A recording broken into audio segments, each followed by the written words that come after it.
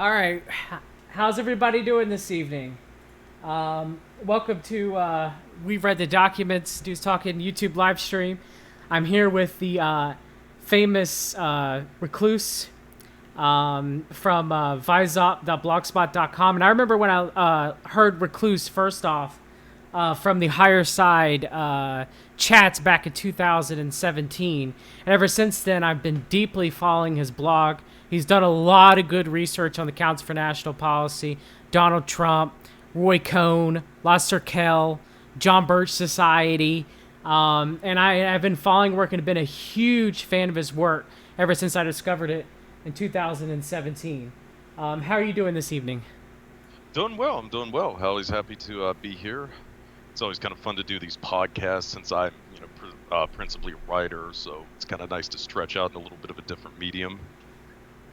Yeah, I mean, it's real interesting when I heard you on Higher Side Chats, and here recently I heard you on William Ramsey's show, and I did, you have been covering Roy Cohn, which recently you're covering Epstein. We will definitely get to Epstein, but a lot of people gloss over Cohn and his kind of connections to this brownstone operation that he had going on.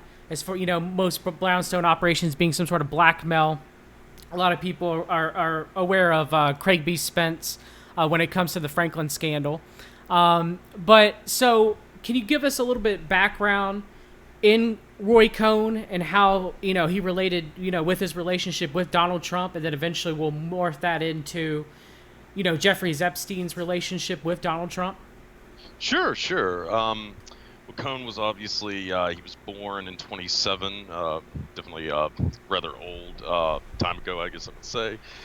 He was an uncle of Joseph Lionel Cohen, who was the founder of the Lionel Corporation, and this had been the company that produced the famous Lionel trains, or at least they were quite famous in the middle of the 20th century. Cohn, of course, famously tried to take over the Lionel Corporation. I believe this was like in the late 70s when his uncle or whoever at the time was in control of it was essentially on their deathbed. He came into the hospital. He put a pin in the guy's dying hand, lifted the hand up, and signed his name on a document transferring it over to Cohn. So certainly very ruthless individual, to put it mildly. He was really more than anything a protege of J. Edgar Hoover. Of course, the longstanding FBI director. Hoover, I think, was really the guy who made Cohn within the deep state. They had hooked up around 52. Apparently, I think from recommendation from Cohn's father, Judge Albert Cohn. And Cohn essentially remained an ongoing confidant of Hoover for years until he had died, the director, that is to say. He was, of course, later appointed to Joseph McCartney's chief counsel in the McCartney hearings. He had previously had a role in the Rosenberg trial in '51. And then, of course, there was a lot of speculation that his relationship with David Schein, some people kind of think he was his boyfriend, essentially had played a role in derailing what became the Army McCarthy hearings in '54. This destroyed McCarthy himself, but Cohn landed on his feet pretty comfortably. Around this time, he also seems to have gotten really close with the mob. He was the attorney for Mo Dalitz, who really set up, Las Vegas as a major center of power for the mob. He was apparently, a key figure in setting up Vegas himself, that is to say, with Cohn. So, this guy really just had a host of these bizarre connections. There's, of course, a lot of speculation that he might have been a member of the infamous Permindex complex, which was linked to the JFK assassination, the attempted assassination on Charles de Gaulle, all in the period of the early 60s and whatnot. You already answered one of George's questions. Shout out to George from cavdev.org. That's actually one of his questions on the list. What was that? That if there's any truth to Cohn, Roy Cohn being affiliated with Permindex, a CIA front that Clay Shaw and various European elites were part of. I don't. I go back and forth on Permindex. Sometimes I want to just kind of dismiss it out of hand as possibly a piece of communist propaganda. There was a recent book, though, that was published. Gosh, I can't remember the name of it off the top of my head, but it was originally published in Italy. The guy who wrote it had, I guess, gone over the records from Permindex's Italian branch, which I can't remember off the top of my name, but it was very compelling, and I mean, it was mostly from firsthand material, but I could not determine if Cohn was one of the people involved in it. But I mean, certainly he was in kind of this network of individuals, and there's clearly a strong Zionist heir to Permindex as well. I mean, it's rather bizarre, honestly, because I mean, you would have people like Louis Bloomfield, who was a chairman, I believe, for a time, who was very close to the Zionist movement in Israel, and then at the same token, you had members of the Schroeder banking family backing Permindex. I mean, they had, of course, sponsored Hitler's rise. They had been, sponsors of the Bank of Worms clique in France that had supported the Vichy regime. So it's a really murky mystery, to put it mildly.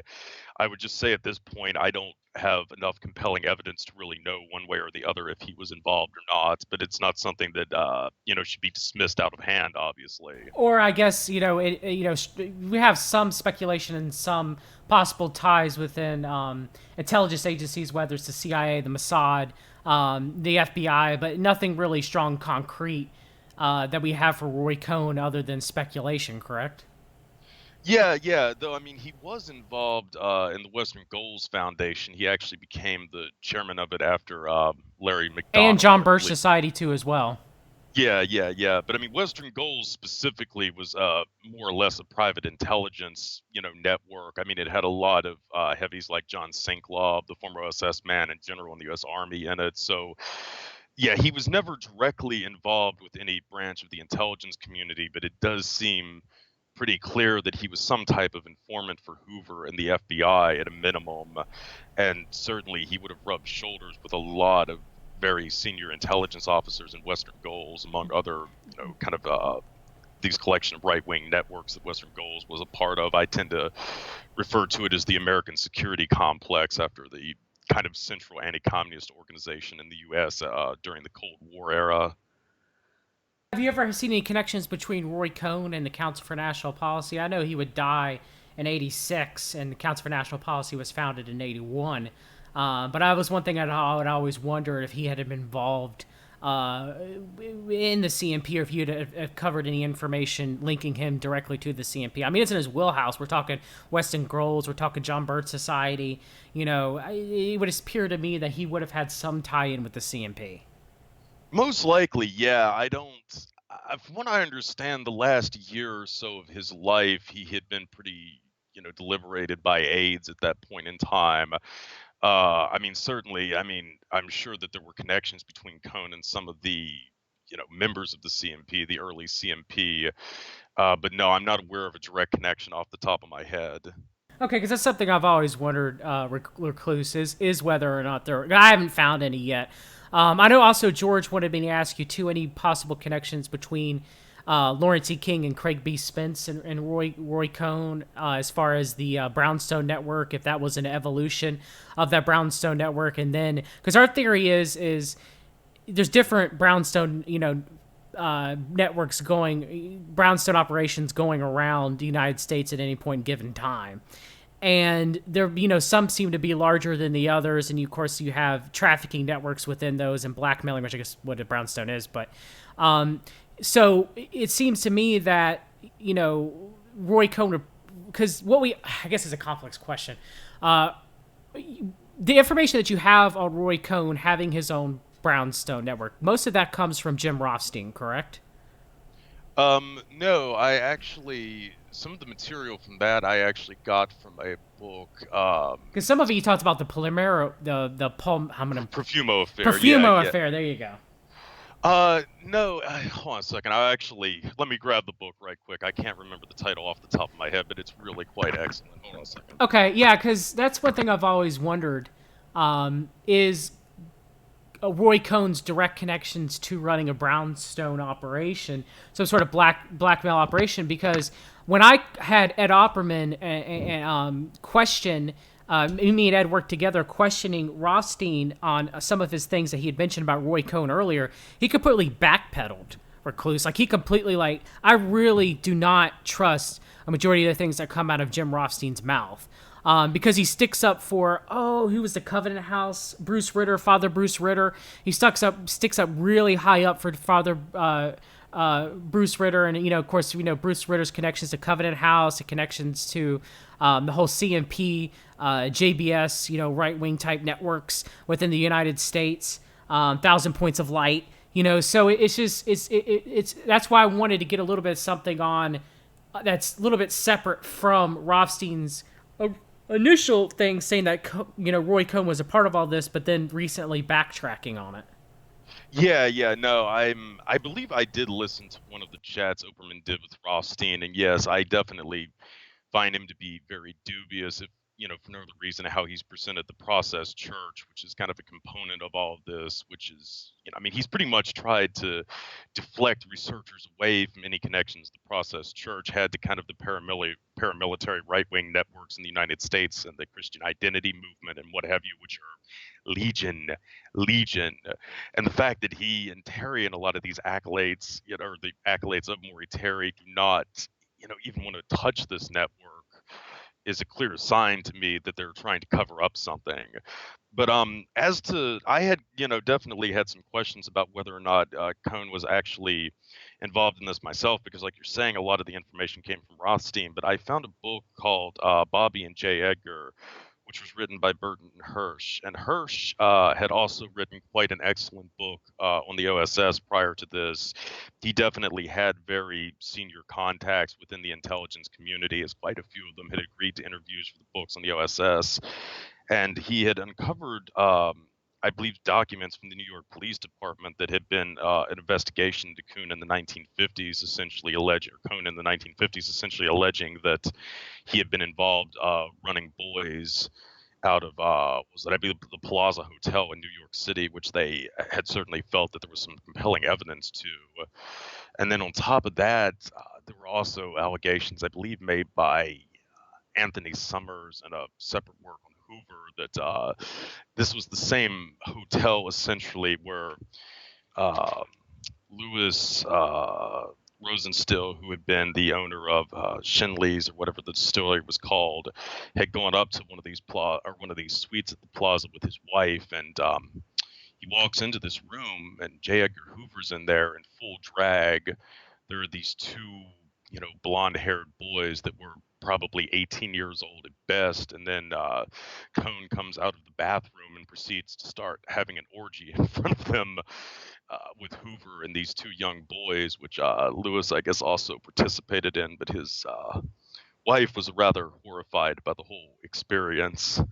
There's been a lot of dispute as to how credible these allegations were, but Summers is another, really excellent researcher, and Hirsch also found these allegations to be compelling to some extent as well. So I definitely think that there's a lot of compelling evidence to this. And then just in general, I believe it was the book written by Marvin Liebman or something like that, The Conscience of a Conservative.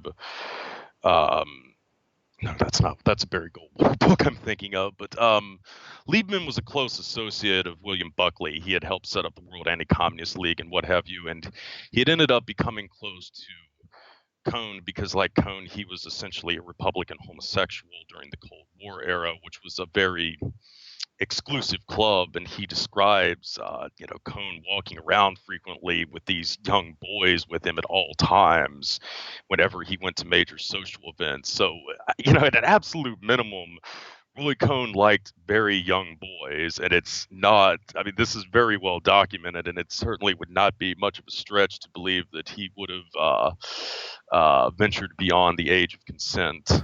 Or what about Recluse? I don't know if I read it off your blog, or I don't remember exactly where I read it off, but the story of how Roy Cohn had a younger blonde, a young adult blonde gentleman with him on a yacht, and that younger blonde gentleman may have been Donald John Trump. It's quite possible. I've read that. I believe in a few articles that one of the speculations as to why Cohn had kind of latched onto Trump in the first place is there was a sexual attraction on Cohn's part to Trump. Certainly, it seems like he was very attracted to these blonde-haired, almost Aryan-looking boys. So I definitely think there's a real possibility to that.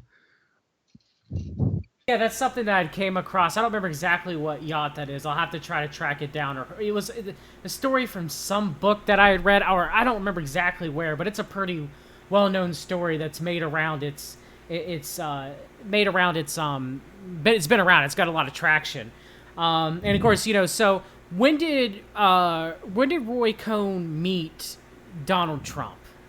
It was in the early 70s, I think around like 72, 73. I believe this was in relation to the affirmative action lawsuit that had been filed against some of the apartments Trump and his father owned in New York. And they had hired Cohn essentially to take care of this situation. And from there, essentially, the relationship blossomed, to put it mildly. Yeah, very much so. What about Rothstein mentioning that Roy Cohn took? I'm not Roy Cohn. Roger Stone took Roy Cohn's brownstone operation over after Roy Cohn had died. Do you have any validity to that? I've never been able to back it up, but it is something that does somewhat ring true to me.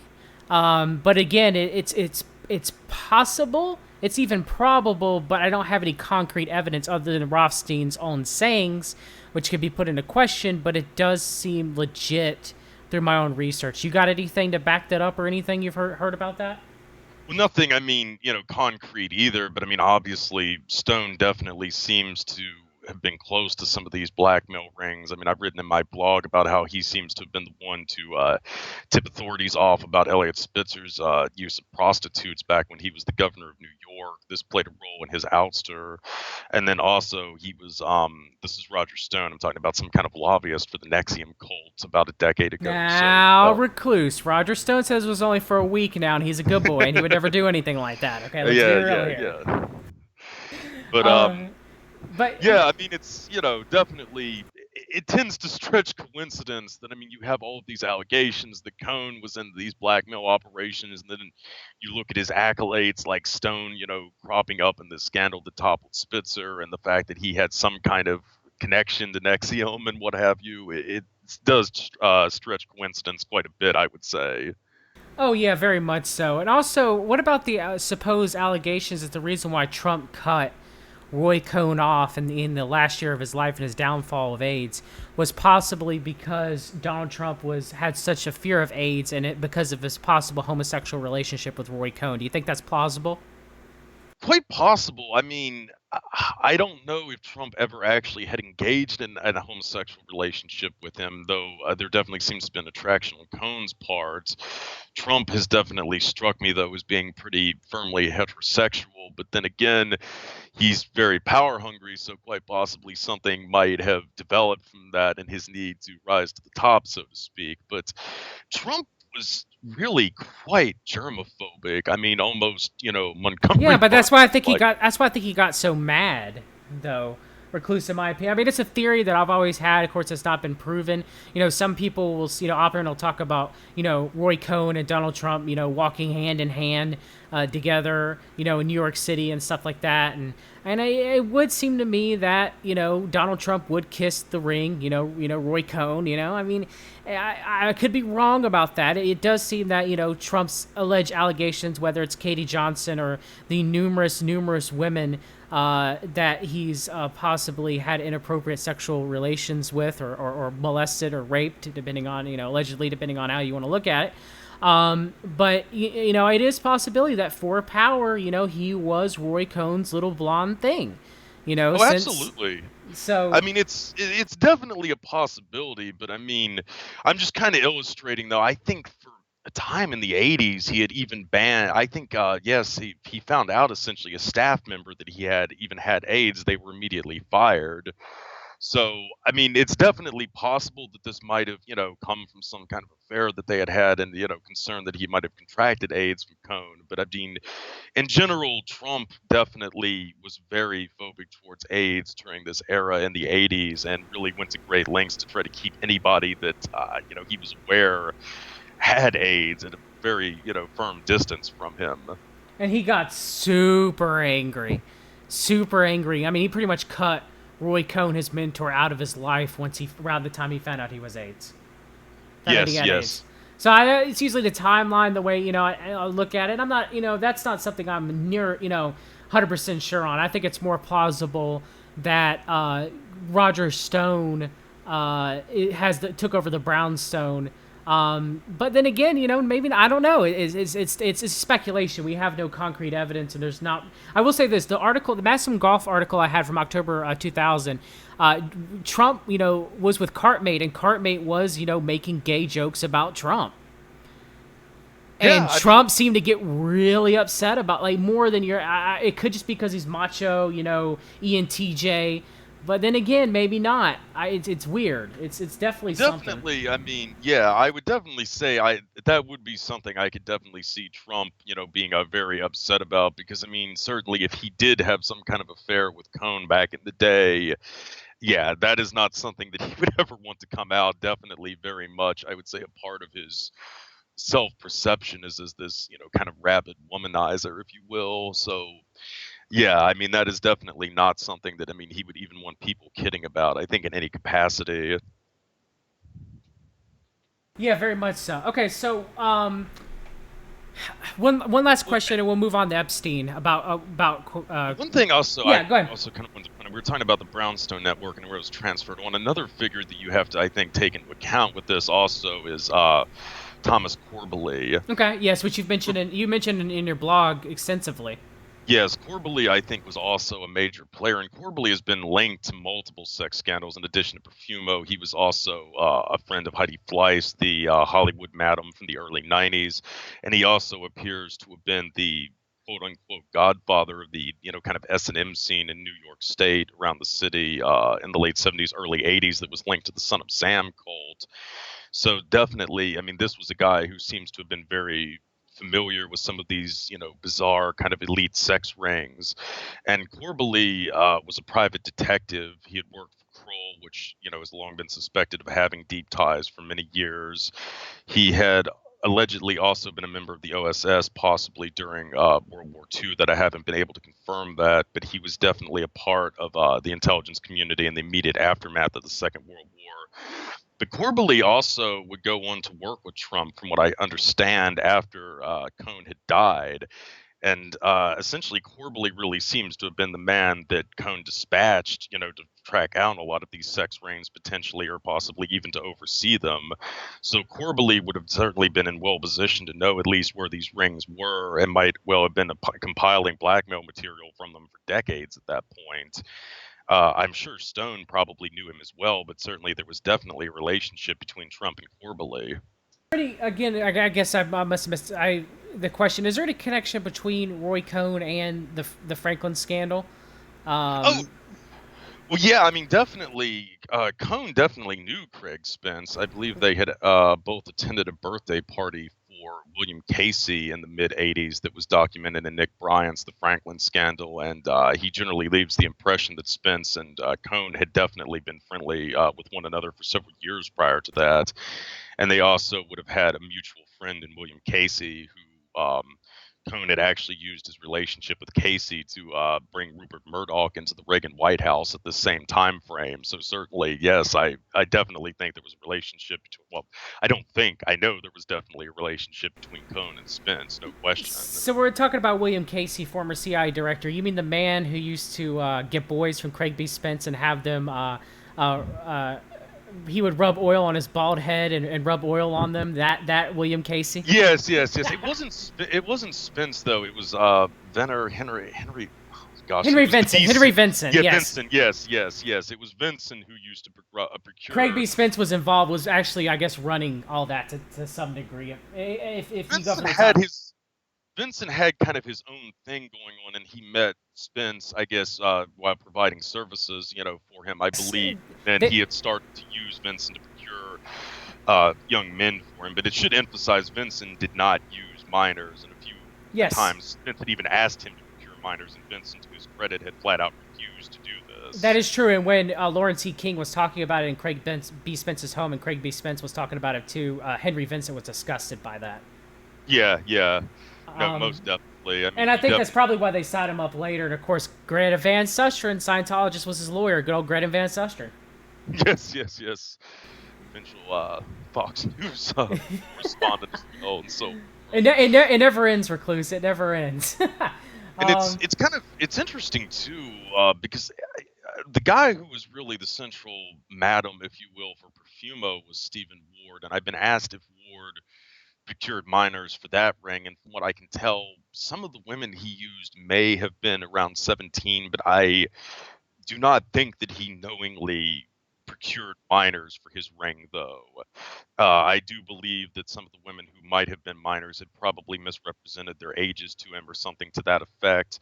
But I just find it kind of interesting that of the quote unquote madams that have kind of been outed and destroyed, linked to these rings, be it Ward or Vincent and what have you, they really didn't deal in minors and some of the more perverse things that were going on. So I think that was part of the reason why, these guys were picked to take the fall in the first place, because while their allegations could have been damaging, they didn't quite have the keys to the idiocracy, essentially.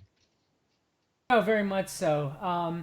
So why don't we go ahead and start talking about Epstein, then, and his connections to all this and his connections with Donald Trump. Of course, there's so many connections to both Epstein, and I sent you the PowerPoint presentation that I'm working on. Hopefully, I'll have a video on next week for that. But it appears to me, and when we get to talk about Katie Johnson, we'll talk about Maria. It appears to me that similar to Johnny Gosch, that was happening with the Franklin scandal, that Maria and Katie Johnson, Maria disappearing and Wayne Madison taken off the streets of Waterbury, and then I'm not gonna dox Maria, but there is a case that you can look up that happened around the same time. There is a missing persons report that fits Maria's description. So it's very interesting how it seems that once Lawrence C. King was in prison, it's time, for it to continue, but in a different administration for a different clientele almost to some degree. Oh yeah, yeah. But then again, I mean, there's also, well, we'll get to this, but there's also a potential tie to the Bush White House as well, which obviously the Craig Spence ring was or Craig Spence himself, I should say, was very close to. And I mean, there's even the allegations that Spence had brought some of these minor boys for a walking tour at one point to the White House when Bush was there. Yeah, that was reported by Paul Rodriguez, in the famous Washington Times article. And they got old Daniel O. Graham of the Council for National Policy to rear his ugly head and say it's a Soviet blackmail. Yeah, yeah. All right, so where do you want to start with Epstein? Well, for me, I mean, what I really latched onto was really, how do you pronounce the name? Ghislaine? Ghislaine? I've always said, now I'm gonna mess it up because Ghislaine Maxwell. I always thought I called it Ghislaine. I think that's how you pronounce her name, is Ghislaine. Yes. Ghislaine Maxwell. So Mrs. Maxwell, to me, really just sent off a ton of red flags, especially after I started looking into her father, Robert Maxwell. Of course, there was a book written about Maxwell, I think back in 2004 by Gordon Thomas and another gentleman that really detailed extensively his ties to the Israelis and to a lesser extent the KGB. But the assassination of Robert Maxwell. Yes. It's the Mossad super spy. I've owned it and I've read it. It's a good book. Yes, yes, yes. There's definitely, I mean, some very good information in there, but I've been warned by a very prominent researcher in this type of things that Thomas is not always reliable, and this is something that I've kind of found to be true, and I definitely am rather shocked by the absence of his examination of Maxwell's MI6 connections in the early part of his career. Essentially, Maxwell had started to have dealings with elements of MI6 and also the Special Operations Executive, and that was a very shadowy organization. Essentially, it handled most of the UK's covert operations during World War II, when Churchill famously commanded that Europe be set ablaze. Essentially, it was the SOE who was tasked to carry out these duties. The SOE generated a lot of controversy within the British intelligence community, and much like the OSS, it was shuttered after the end of the Second World War, but a lot of the veterans of it would continue to wield an enormous degree of power in the post-war years. And one of the most notable one was a guy named Sir Charles Hambro. Hambro was a member of the wealthy Hambro family. They were major merchant bankers. They were deeply involved with the Bank of England. Sir Charles had actually been a director of the Bank of England around the time he turned 30 in 1928. He would have a lot of dealings with the SOE during the war, and eventually he would become the head of it in, I believe, 42, 43, somewhere thereabouts. But what really gets interesting about Hambro is after the war ended, he would become one of the major figures in a private corporation that was known as the World Commerce Corporation that had been set up around 1946. Though I should emphasize there's a lot of dispute as to when exactly the WCC was created. But what it amounted to is that it had ties to England, to the United States, and to Canada. It had received a lot of funding from the elite families from these countries. And essentially, it had three personalities initially who oversaw their respective regions. In Canada, it was William Stevenson. Stevenson had overseen the British security coordination or whatever it was in New York during the 40s. He had essentially helped set up the OSS and whatnot.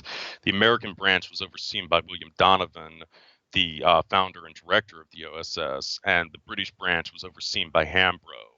And the officers in this corporation were just almost entirely drawn from the ranks of the OSS and the SOE and some MI6 veterans. So it was essentially a private intelligence network, and it was well funded. There's a lot of compelling evidence that's come out in recent years that the WCC was one of the corporations that the looted Nazi gold had been transferred to in the immediate aftermath of the war. And it also seems that the WCC had come up with contacts to the international drug trade as well. So, I mean, it had a host of illicit funds. It was very well funded, and it had just, legions of these former intelligence officers that had really specialized in covert and black operations. So anyway, when Maxwell started to make inroads into these circles, he was essentially selected by Sir Charles to take over the scientific publication that eventually became known as Pergamon, I believe, Press. Yes. And this essentially became his flagship operation. I believe most of the rest of his media empire was eventually based around it. But this company had been set up by MI6. And specifically, it was going to run scientific journals and a special emphasis on what was going on in Russia. It was essentially an effort by MI6 to try to keep track of developments in Russian science at the time, especially in terms of nuclear weapons and so forth. So Maxwell was tapped by Sir Charles to be the head of this company, and then Sir Charles would continue to lend him money for years afterwards. And this is quite striking because Sir Charles, and I mean pretty much all of the other members of this network, were firm Tories. They were quite right-wing, unabashed British imperialists. Maxwell was a labor man his entire life. He had been an MP for the Labour Party during the 60s, and his flagship newspaper, the Daily Mirror, was definitely very much a proponent of labor. But nonetheless, I mean, he maintained impeccable ties with the Tories throughout his life. And I think a lot of that just goes back to the fact that he was essentially brought into this network by Sir Charles back in the late 40s, early 50s, and he definitely still had contacts with this network. I mean, this is something that I picked up from the Thomas book, but a key figure that I haven't written about on the blog that he had business dealings with was a guy named Tiny Rolland. Rolland had a lot of holdings in Africa, mining concerns and such like. They had become very close to one another, and Rolland was also very close to this kind of network of right-wing SOE and MI6 men. One of his security directors for his African operations was a man named Nicholas Elliott. Elliott was a former MI6 officer. He had been a member of Le Cercle. He was very close to Julian Amory, who really became the focal point of this network in the post-war years. He was also close to Duncan Sandys, who was another close affiliate of Amory as well. So Maxwell really going, I mean, all throughout his lifetime was extremely close to this network.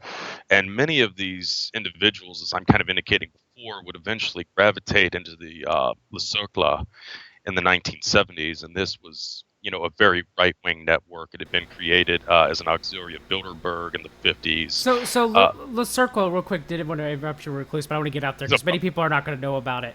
It's pretty much how the council It's essentially the right wing's answer to the Bilderberg Yes, group. is pretty much like the Council for National Policy is the right wing's, the right's answer for the Council on Foreign Relations. Okay, Lester Kill is like their answer of Bilderberg, essentially. Essentially, yes. And there were a lot of overlap in the early years between the Bilderbergers and Le Socle, but after a while they began to gravitate, or they began to drift from one another, especially after a lot of the Bilderberg groups started to support détente with the Soviet Union in the 70s. In the early years, Le Socle was almost completely dominated by reactionary Catholic orders like the Knights of Malta or Opus Dei, and then beginning in the 70s and into the 80s, it was kind of gradually taken over by a lot of these blue blood Tories who were themselves, quite aristocratic. I mean, it was just a whole legion of, just Lord this and Sir that and so forth in the Circle complex really by the 80s. So, yeah, I mean, it was very close to the British establishment, and it would, I think, become kind of the central point for the efforts to try to keep the empire going, essentially, by the 70s and 80s. But for our purposes here, what's really significant about Le Socle is that it was extremely well connected to many of these elite pedophile networks that were kind of exposed gradually, beginning with Franklin in the late 80s, early 90s, and onward. Franklin has connections to Le Cercle specifically through William Casey, the CIA director who had been meeting with this network, I believe, since the early 60s, though he wasn't officially brought in until the 70s. But also, there was Colonia Dignidad, the famous Nazi camp in Chile that the founder, Paul Schaefer, had abused just dozens of children for many years. It was involved in torture and extraordinary renditions and a host of other things in the Southern Cone. This network was linked to the network in Belgium that was exposed with Dutroux in the 90s, and it was also extensively linked to a lot of the pedophiles in the UK as well that were recently kind of exposed with the Jimmy Savile network. So Le Cercle really seems to have, by the 70s, become kind of the apex of this sort of entrapment, these various entrapment networks across the world. I do think that it was, to some extent, a kind of coordinating body, and Maxwell would not have been brought into this group because of his unabashed Zionism. The British establishment, because of this, does not seem to have ever completely trusted him, and vice versa.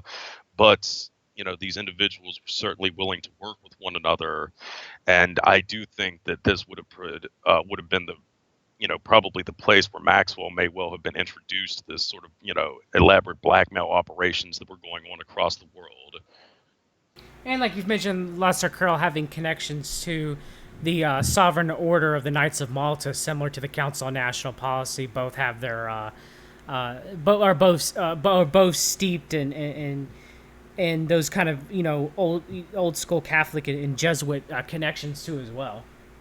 Absolutely. And then, I mean, also with continuing with Roy Cohn and Thomas Corbally, of course, as I said before, Corbally was dispatched, it seems, by Cohn and possibly J. Edgar Hoover to the UK in the early 60s to investigate if Stephen Ward, who had been running the sex ring linked to Perfumo, had been used by the UK as a back channel to the Soviets on the one hand during the Cuban Missile Crisis, and then also to determine if JFK had been ensnared in this sex ring, both of which Corbally seemed to have believed had happened. But anyway, Corbally, would have been rubbing shoulders with quite a few of individuals I've just mentioned from this kind of right-wing British establishment, and it's kind of interesting. A lot of these figures had really broken with Prime Minister Harold Macmillan. They had gravitated into a far-right, very pro-colonial club known as the Monday Club. It was essentially, in the early years, meant to lobby for the continuation of white rule in Southern Africa and Rhodesia and South Africa and places like that. And this was, really an affront to the foreign policy that Macmillan had been trying to pursue, which was also being brought about by a lot of pressure from the JFK White House, namely to try to disengage from these minority-ruled countries in Southern Africa. This right-wing network of Tories was fundamentally opposed to this, and certainly a lot of this kind of network that Cohn was involved with in the United States with the American Security Council were also opposed to these efforts. And I do think there's a strong chance that even going back to the early 60s, Corbally might have made contact with this group. and the time frame is very interesting. I mean, many of these right-wing Tories had also come to the attention of Bill Casey at this time around the early 60s as well. So certainly, when you look at the dates and what have you, I think there's a very strong chance that some kind of alliance was forged in this time frame, and later it was continued into the Sokol complex going into the 70s and beyond. I mean, yeah, very much so, and it's everyone nowadays knows about the Council for National Policy. Well, not everyone, but a lot of people who really search for the truth do, and I've been covering it on my channel. But very few people are aware of Lost Raquel, and their connections to everything too as well. Of kind of, I agree with you, kind of being above the Council for National Policy in a lot of ways, when we're looking at the right side of things. So let's start with Epstein and his connections with. Do you want to start with his connections to Maxwell, or do you want to start with his connections to the Bronfman family? Of course, the Bronfman family having a large involvement within the Council for National Policy too as well. So where do you want to start? Well, let's go, I guess. Let's start, I guess, with the connections with Maxwell. So I definitely was interested with some of the documents you were showing me. It seems like it was around the early 90s, 92, 93 is the first documented case where Ghislaine had met Epstein, right?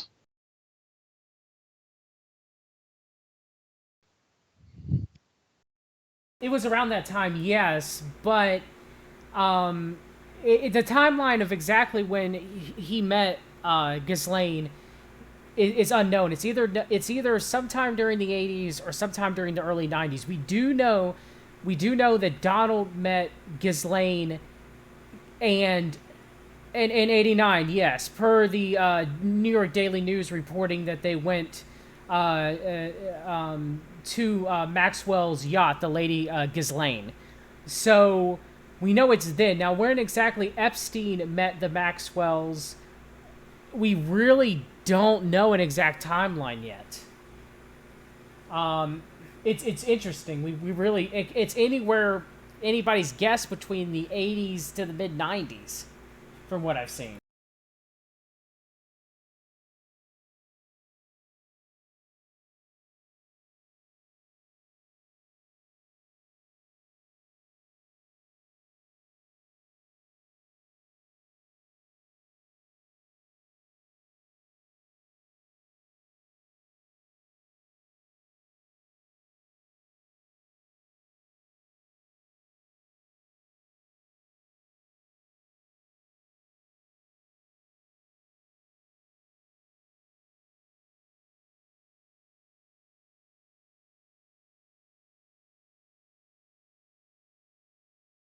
On Tower. All right, hold on, Recluse. I'm sorry.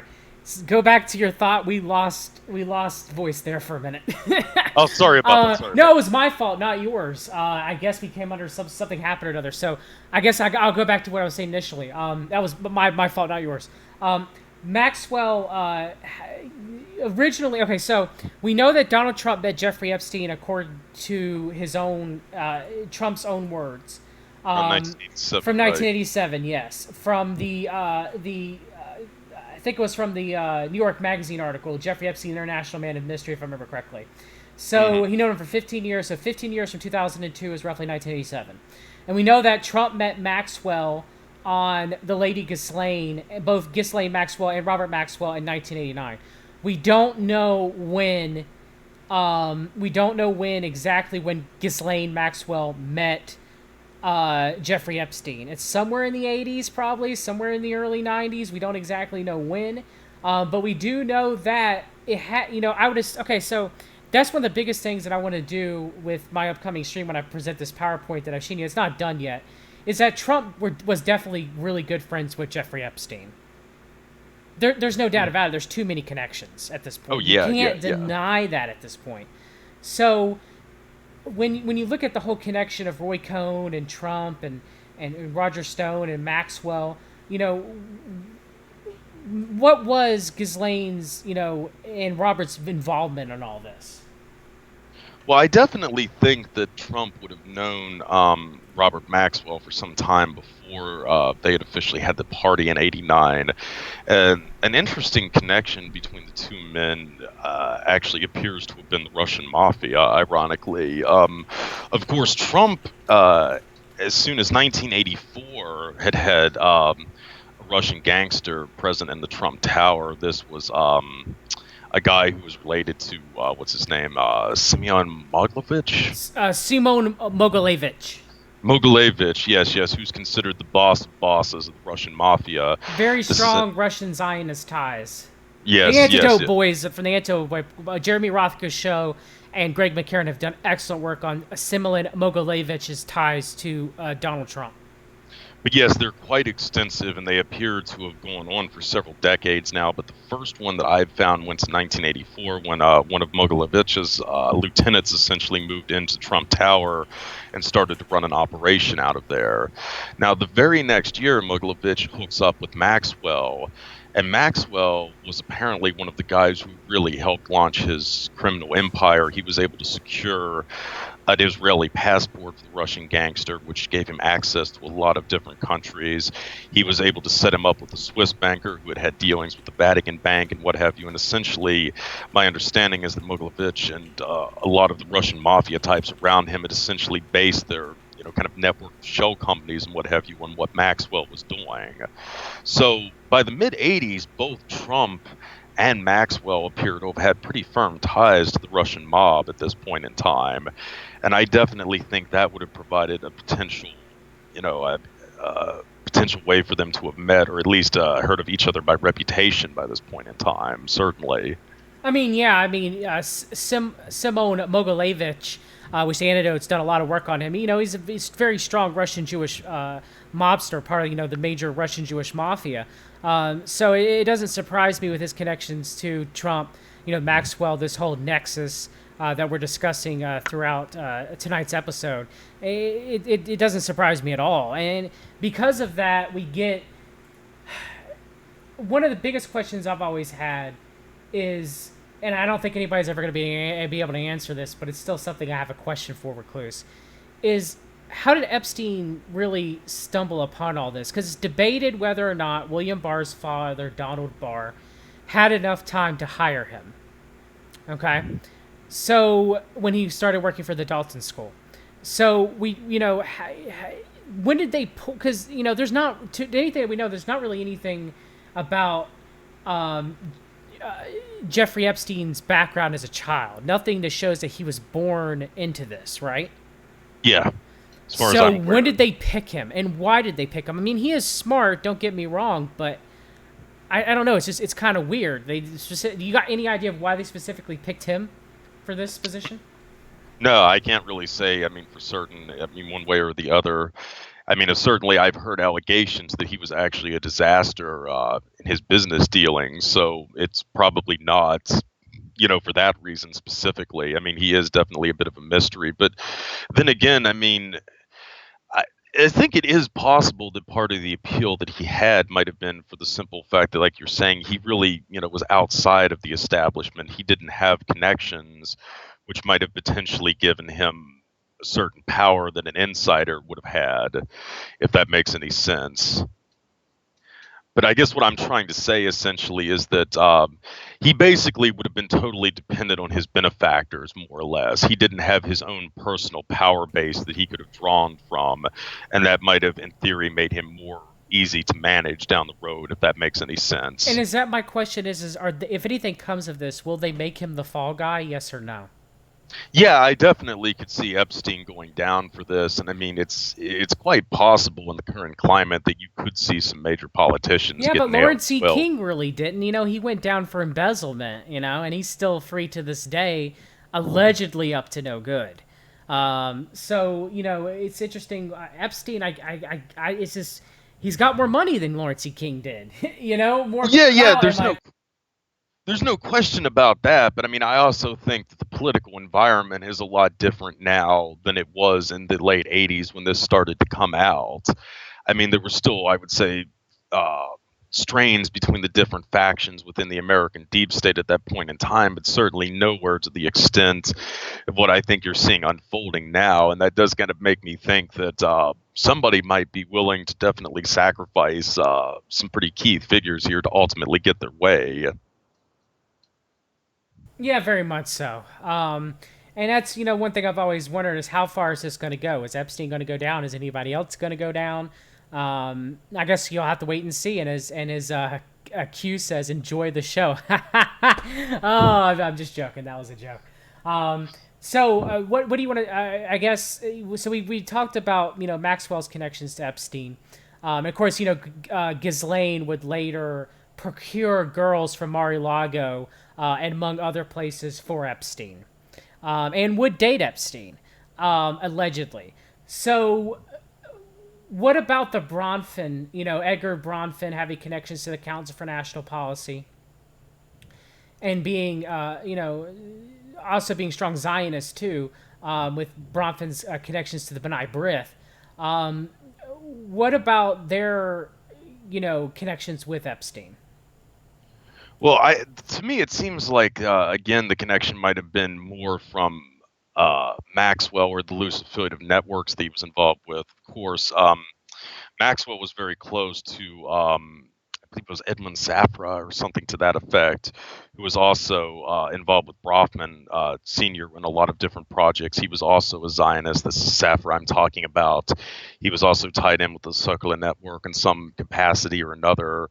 That certainly would have been one potential connection there. And then also just the general fact that Bronfman and Maxwell appear to have been at the forefront of this kind of network of Jewish businessmen that were cultivated by the Russians as part of perestroika in the 1980s.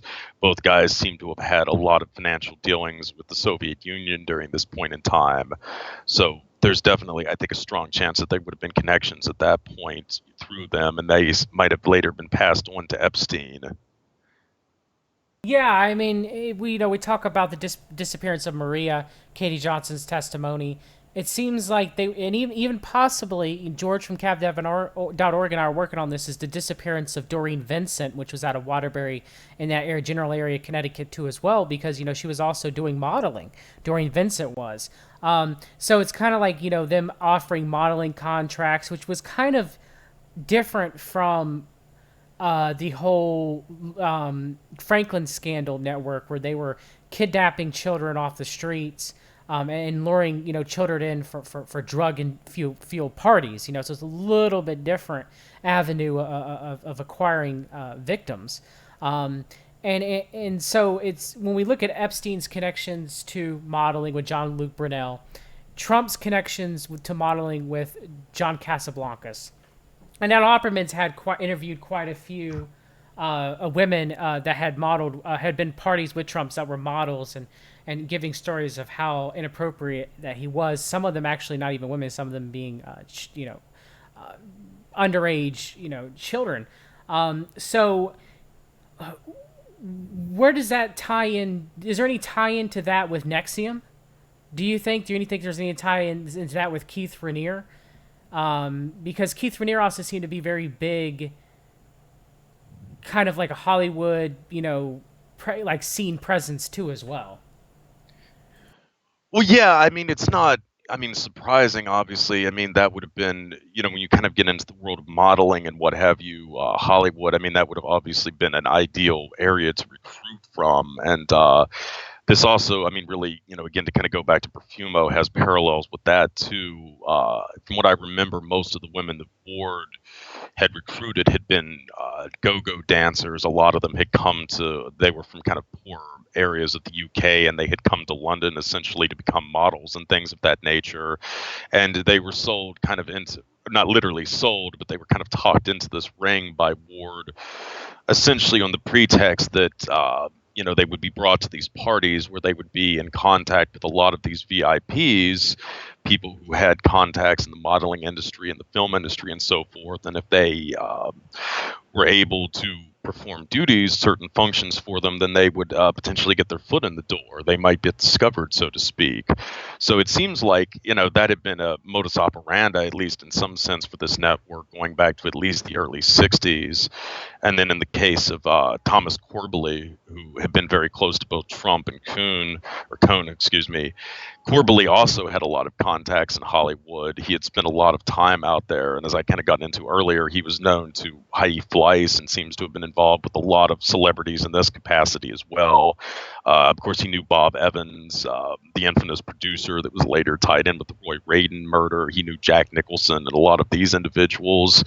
But I mean, certainly given the reputation that Hollywood has with the casting couch and what have you, it's quite likely that women have been abused there sexually, even as minors, for decades now. God really knows how long.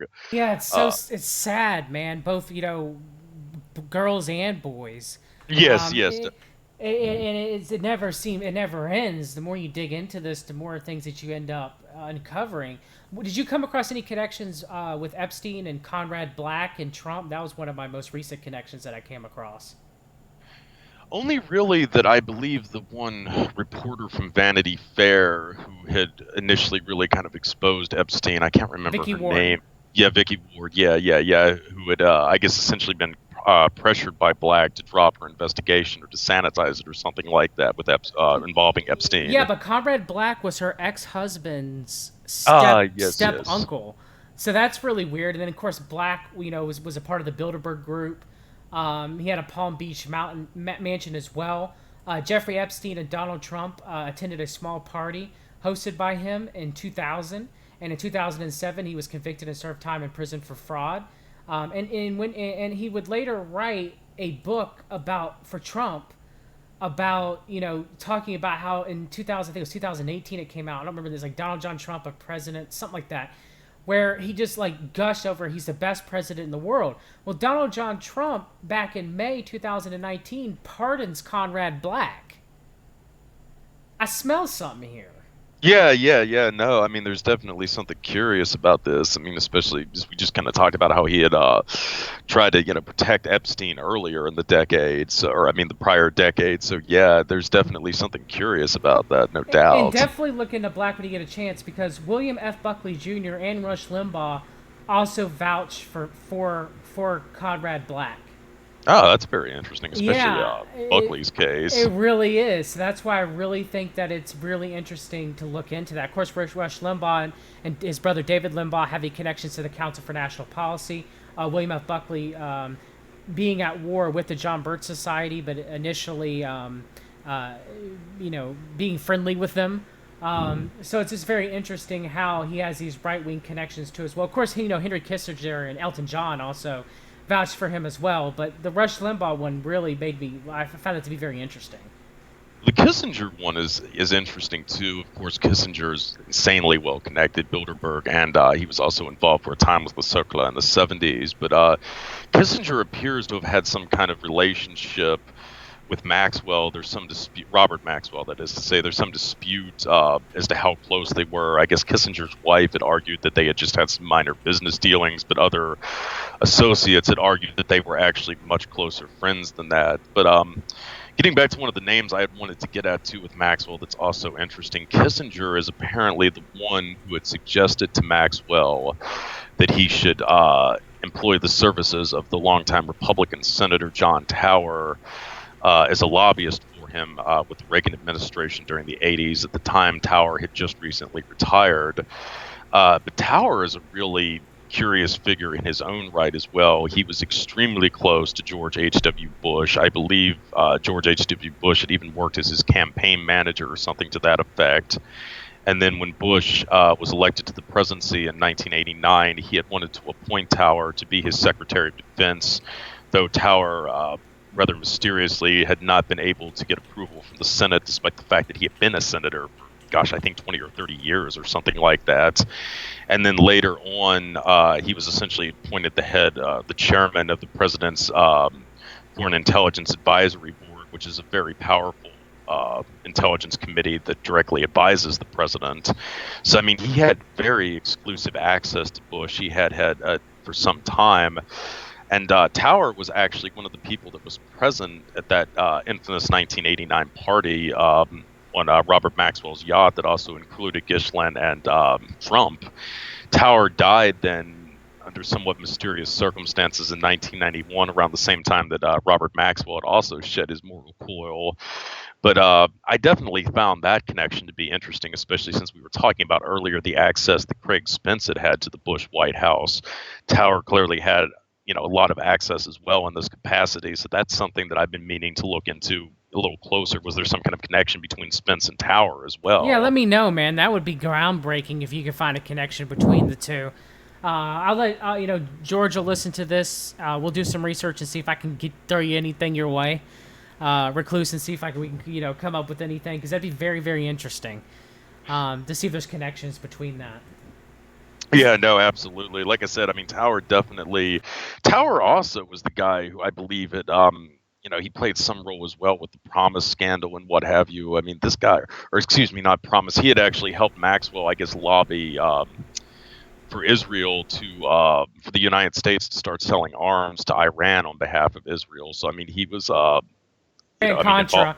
I mean, Yeah, yeah. Khashoggi was involved with Iran Contra. Adnan Khashoggi and Robert Maxwell were both involved with Promise. I mean, it never ends. You know what I mean? It just keeps going and Yeah, going. yeah, absolutely. So yeah, I mean, definitely there's a lot of these kind of curious connections that, I mean, really pop up in the 80s. And that's another thing that, I've kind of emphasized before, but I really point out again.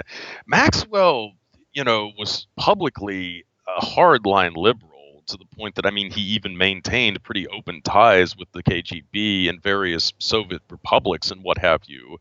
But despite this, when you look at his, closest political contacts in the United States and the UK, they were almost all either Tories or Republicans. I mean, he had unparalleled access to Margaret Thatcher in the UK during the 1980s, access that he had never, as far as I'm aware, had with any of the Labour prime ministers previously, such as Harold Wilson.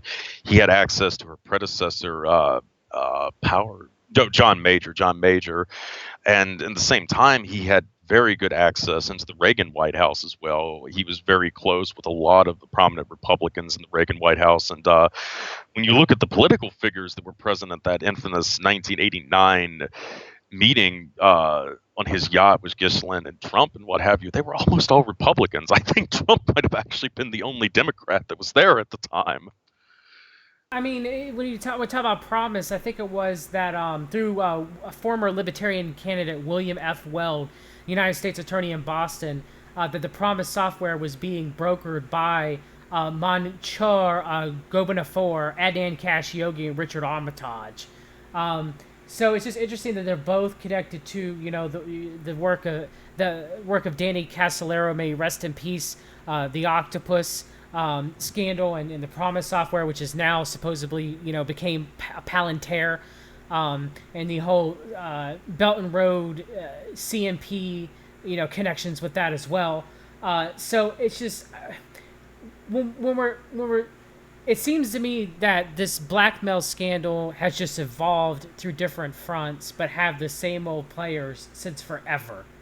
You know what I Yeah, mean? no, absolutely. I mean, I think it's very much a generational thing, and this is something I got into in my most recent blog. What really stood out to me when I was looking at Epstein's Black Book and some of the names in there.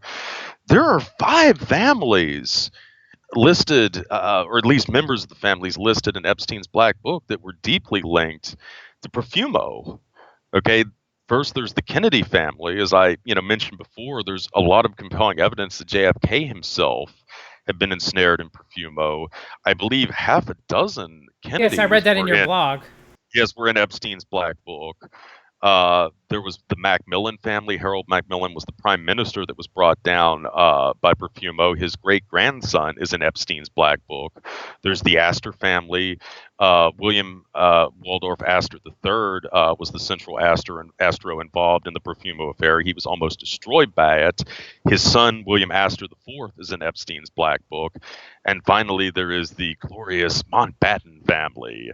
Lord Mountbatten is an uncle of Prince Philip. He's been implicated in pedophilia with the King Kola boys' home in the UK, Kincora boys scandal in the UK, and also his nephew, I believe, David Mountbatten, had been a close affiliate of Stephen Ward. David's son, George Mountbatten, was in Epstein's Black Book as well. And then you could also kind of throw in Trump himself. Trump did not have family members involved in Profumo, but certainly his mentor, Roy Cohn, was involved in it, and his longtime associate, Thomas Corbally, was involved in it. So it's amazing that, I mean, almost 60 years after Profumo, you still see a lot of these families that were involved with Profumo turning up in this scandal. Oh, very much so. And then, of course, Robert and Blaine Trump, Robert Trump being Trump's brother, Blaine being his sister-in-law, her numbers being in Jeffrey Epstein's their numbers being Jeffrey Epstein's little black book, Ivanka's, multiple numbers for Trump, as well as in Juan Alisi's deposition, testimony that he'd given. He had mentioned that Robert F. Kennedy Jr. Used to eat dinner at the Palm Beach estate of one Jeffrey Epstein. So as much as it hurts me because RFK Jr. goes after those vaccines, nonetheless, he's tied to the hilt with Epstein. Yeah, no, and I mean, the Kennedys have just been thoroughly, I think, compromised for years now. I mean, I have the utmost respect for JFK, for RFK, but certainly the decisions that they made and the decisions that the relations have made have just been disastrous, I think, for the family and their ability to continue in the legacy of what JFK and RFK had tried to do has been badly compromised.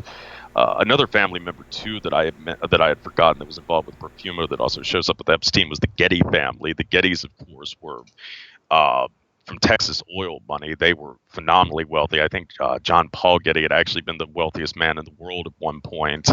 Mark Getty, who's a descendant of theirs, is also listed in the Black Book. His father had been involved with the Profumo network. He, I believe, had actually known Thomas Corbally. So, I mean, that's another kind of bizarre family connection that shows up. And the Gettys, of course, had also, they had done a lot to promote the work of Kenneth Anger and, some of these other kind of bizarre occultists and what have you. Anger, of course, had later gone on to meet up with Mick Jagger during the 60s. Mick Jagger's in Epstein's Black Book. Now, I will disagree with you on something, Recluse. I do think that JFK and RFK were definitely part of the deep state. And Lee Chapman... absolutely. Lee Chapman and I have talked about it on other streams, their connections to... their connections to the deep state. I mean, their love for... Iron Mountain with JFK... the Kennedy family loving the Dulles, loving Allen Dulles. Like, I don't think he was mad at Allen Dulles at all. I think Allen Dulles just had to go because he was a liability because they were looking into Operation Phoenix. I think they're just as much as a deep state. I don't think no president was really truly for us at this point where I've gotten to. I don't know if you agree with me or that or not. I think they've all been controlled to some degree by the world elite. I mean, definitely, yes. I mean, every president, definitely, I would say after the point of JFK was controlled. Again, there's definitely a lot of questions about that, and you're correct. JFK should definitely be regarded with a lot more skepticism than people in the conspiracy community tend to. So, yes, there's definitely a lot of questions about the Kennedys in that capacity, and certainly I would say there's a decent possibility that JFK himself may have also been involved in these, kind of bizarre sex rings that we've been discussing. There's no question he was involved, but I should say in some of the ones involving minors specifically.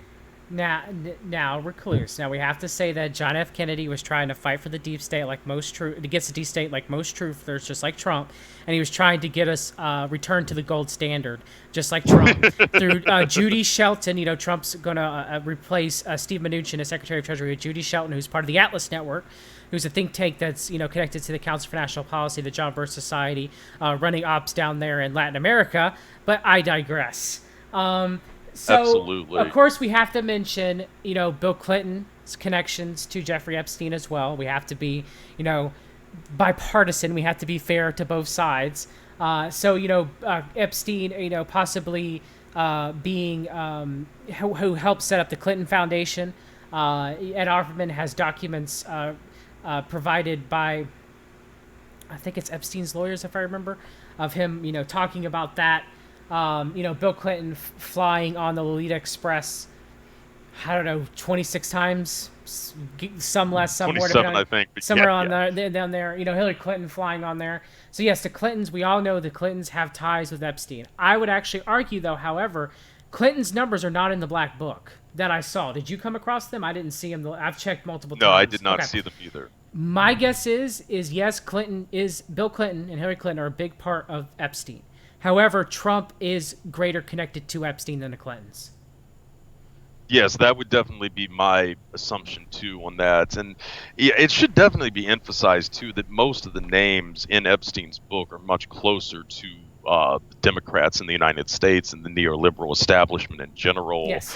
And definitely, I would say that is a major point of concern. Of course, from celebs, I mean, there's some interesting names. There's Alec Baldwin, who prominent Democratic activist, also who's essentially made a career for himself parroting Donald Trump, which he may not be continuing for much longer with his name in that black book. There's Kevin Spacey, of course. There's one of the Weinstein brothers. Ehud Barak. Yes. The former prime minister of Israel, who's now running again. Yes. And of course, we've already talked about the Kennedys. I mean, that's, absolute royalty within the Democratic Party. There's also, I believe, a nephew of George Soros in there. Naturally, one of the longtime bugaboos of the conspiratorial right. There are two Rothschilds in there, specifically Evelyn. We know Evelyn. She was who introduced Alan Morton Dershowitz to Jeffrey Epstein. Ah, yes. Now, I was not aware of that, but that would not Alan be Morton, it's his own words. It's Alan Morton Dershowitz's own words, Recluse. It came out of his own mouth. It's some honor. No, I mean, I absolutely agree with you there. So, yes, I mean, the Rothschilds were there. And another interesting figure that was linked to them that also appears in Epstein's Black Book was Peter Mandelson. Yes. Who's a prominent labor politician. He had been in the administration of Tony Blair. He was also in the administration of the Tory Gordon Brown. And he had started a progressive think tank called Policy Network with backing from the Rothschilds. Mandelson has been accused of pedophilia for some time now, and curiously, the initial allegations were made by a man named Lord Norman Lamont. Lamont had been a member of the Intimate Rothschilds and Sons. He had been on the board specifically and had been put there by Evelyn. After he left Rothschilds, though, he ended up joining Le Cercle and became a chairman. He's also a leading Eurosceptic. So it's very interesting to me that Mandelson had essentially been outed by Lamont beforehand, and then he turns up in Epstein's Black Book. Yeah, I mean, if I remember, one of the Koch brothers, was it David Koch? David Koch, yep. Yep, he was big in the Council for National Policy and the John Birch Society, too, as well. He was in there. I think it was Peter Soros, was it? Yes, Peter Soros. Okay, it took me a while to remember that. I can't. There was other people too. I mean, I haven't completely looked through the Black Book myself yet. I was gonna, and in your most recent blog that you released today, excellent work, by the way. It's gonna be linked in the show notes. Y'all should definitely go check it out. Epstein's Little Black Book, excellent research. Recluse.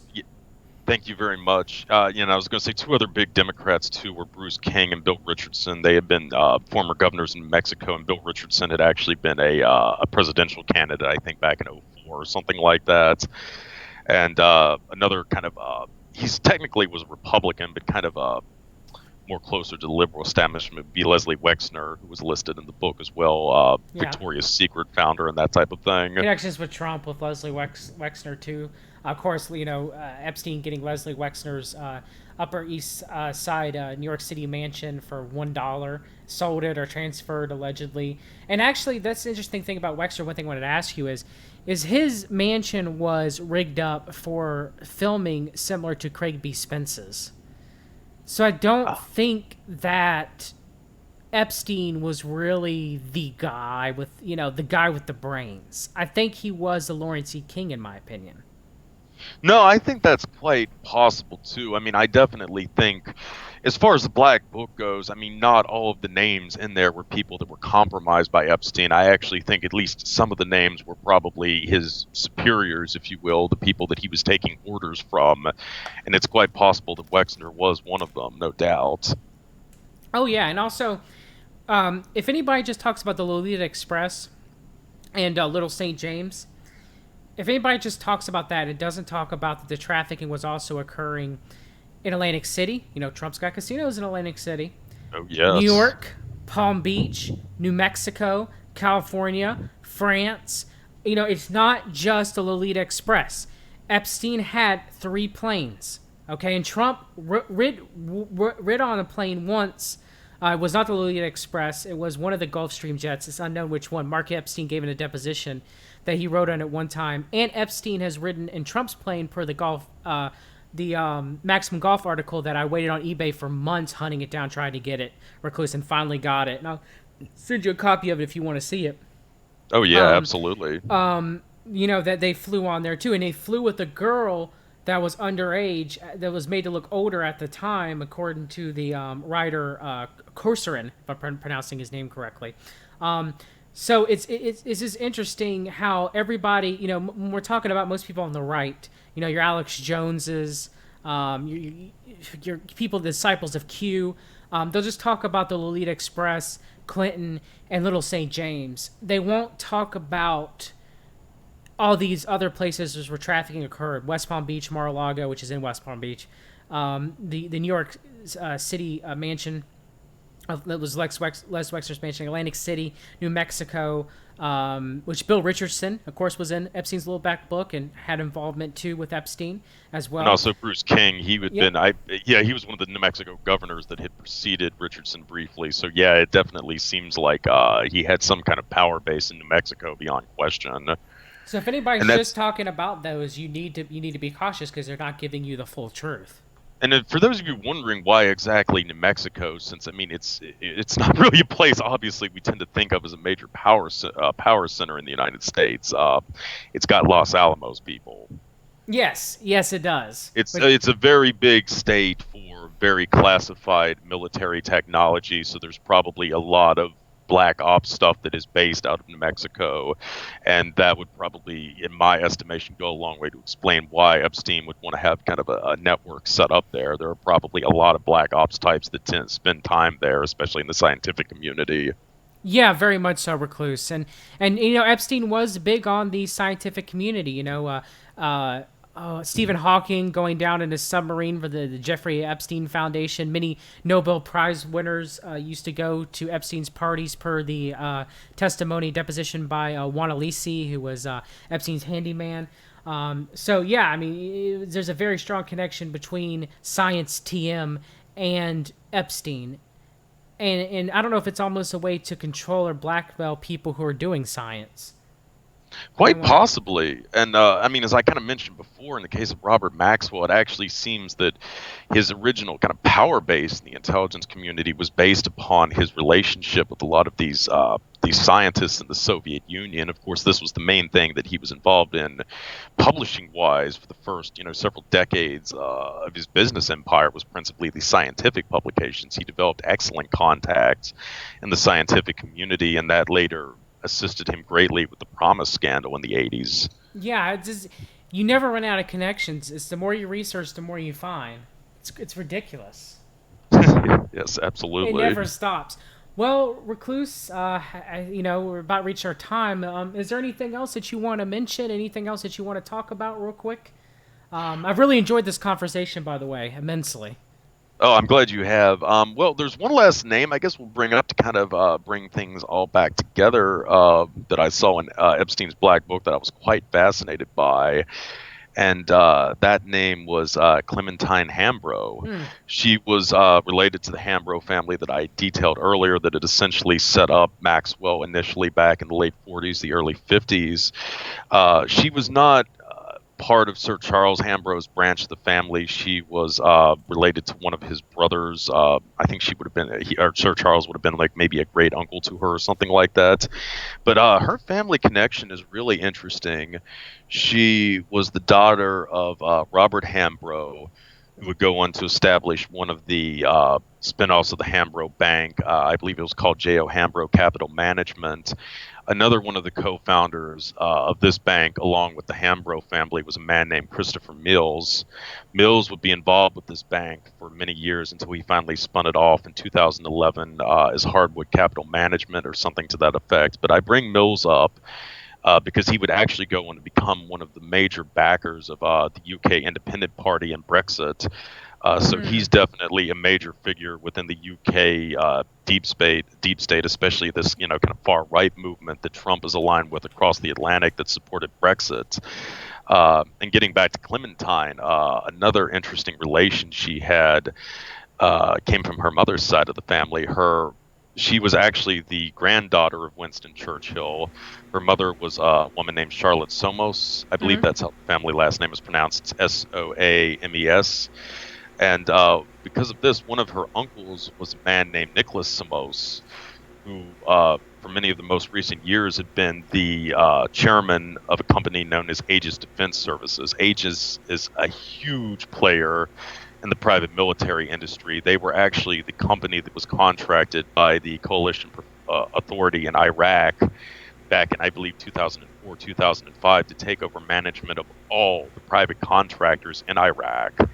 It's extremely lucrative private defense company, and it's very closely tied to the British deep state. I mean, it's pretty much all, SAS types and what have you in it.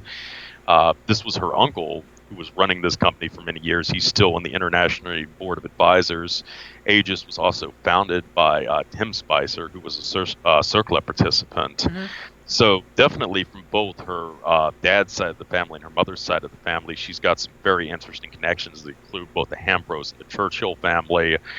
I mean, she's really very much, I would guess, royalty within the British establishment. And I do find it quite interesting that her name kind of appears in the Black Book.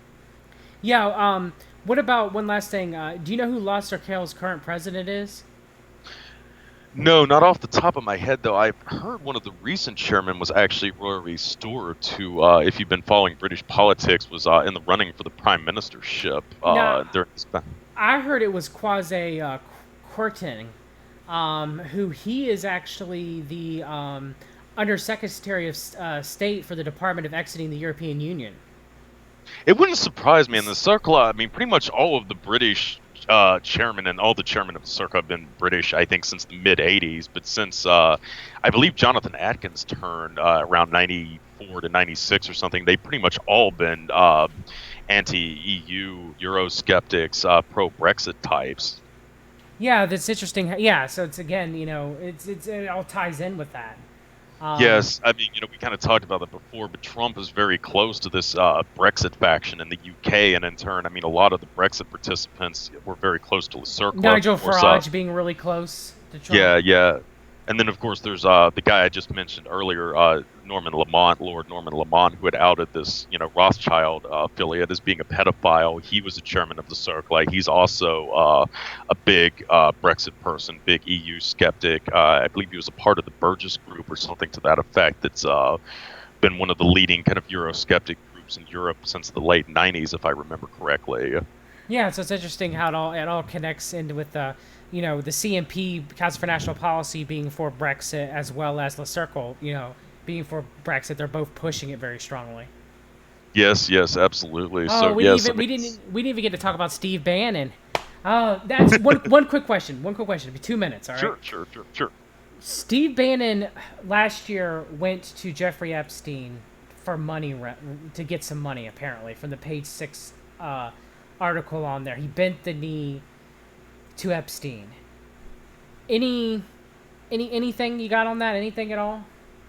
No, I mean, I hadn't really followed that, but I mean, it's definitely an interesting connection. Of course, Bannon's kind of fallen from grace lately, so I mean, he might have been especially desperate in this case. Who knows? I would say that, however, but I think he's rising from the ashes. I think Stephen K. Bannon will be put back in the Trump White House and will be part of Trump getting reelected, because it seems like the Mercer family is gaining power back, and Bannon will rise from the ashes of the phoenix to save Trump and to re-steer his campaign back to America, quote-unquote, America first. I could definitely see that. And then, of course, Bannon has really been doing a lot in Europe lately, from my understanding, with a lot of the anti-EU groups, the various political parties that have sprung up across Europe right now. And he also seems to have merged on with some former members of the Sovereign Military Order of Malta, which is really interesting. Essentially, I mean, there's kind of a civil war playing out right now in the Vatican between Pope Francis and the Knights of Malta.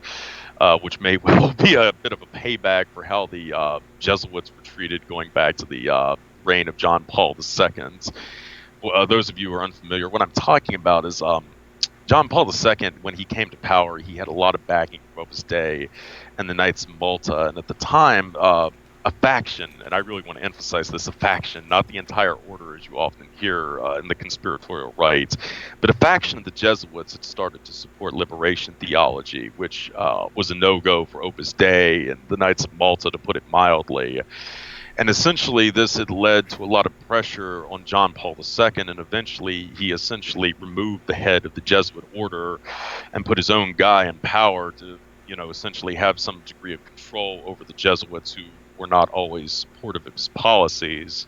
So now let's fast forward to the 21st century, and Francis basically seems to have done the same thing with the Knight of Malta. He removed the Grand Master of the order, and he's tried to put his own boy in charge.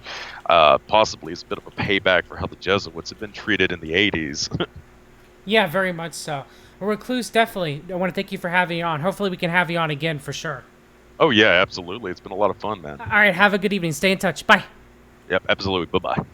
Well, that's it, everybody, for this episode of this evening of Dudes Talking. That was Recluse from VISUPview.blogspot.com. I've been following his information for a very long time at this point, and he's a very, very solid, excellent researcher.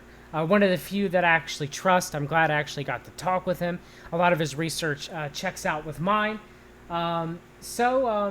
I guess that's about it for this evening. And of course, till next time, everybody, always read the documents.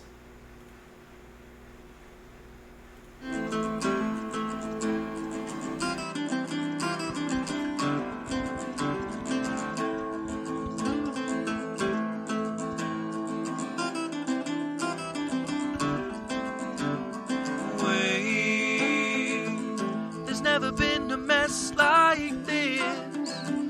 No more hands to hold, the page turns tomorrow, a hurt to give all. Curse us as God has. Believe me, hell has no room for your crime. So beat me till the blood and the bone find our end.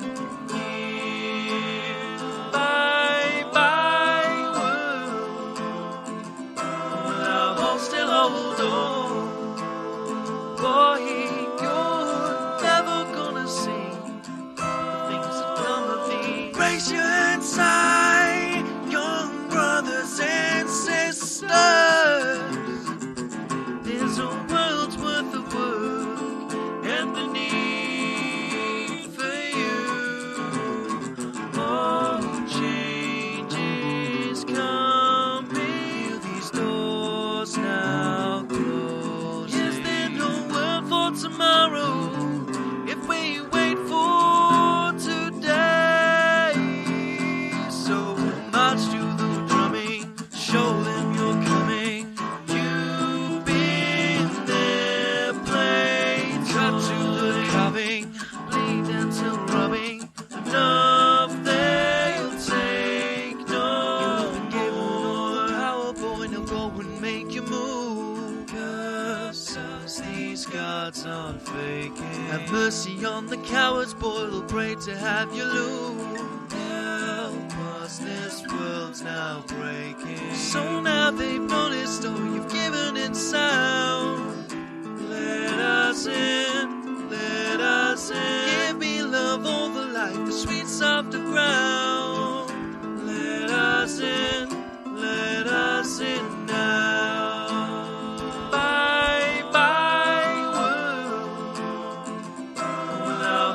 Hold on, boy, you're never gonna see the things that come of me. Raise your hands high, young brothers and sisters. There's a world's worth of work and the need for you. Oh, change is coming.